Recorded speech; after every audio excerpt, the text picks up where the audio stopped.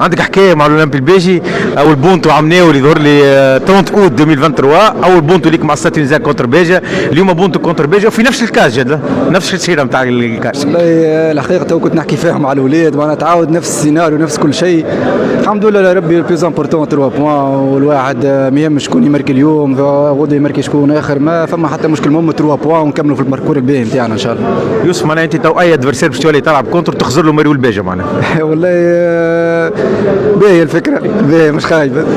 المهم الواحد 3 بوان يعني قلت لك ما معناها اهم من 3 بوان. زاد الحقيقه كوتشينج ناجح اليوم ماهر كنزاري، دخلت انت اسيستو بونتو كيف نصف العطوي بونتو، وائل ورغامي دخل تقريبا بريمير توش دو بال زاد بونتو. اليوم تقريبا ماتش بارفي تقيسوا عليه بعد التريف هذايا.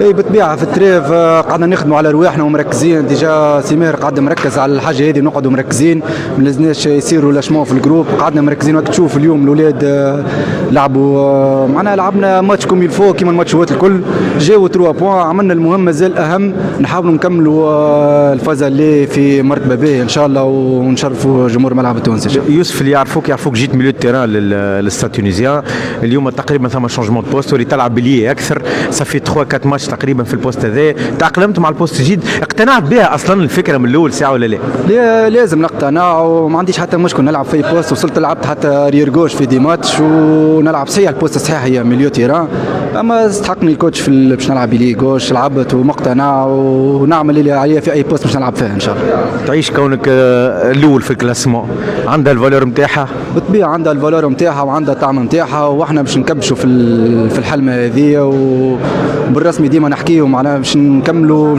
للاخر، باش نكملوا للاخر وباش نعملوا باركور باهي ونقعدوا كبار كيما الباركور اللي قاعده تستاد في الباليات عاملاه ونخليه ونستحفظوا عليه عام السنه ان شاء الله. من السكرين شوت على الكلاسمون تو باش تهبط؟ لا مازال بكري مازال.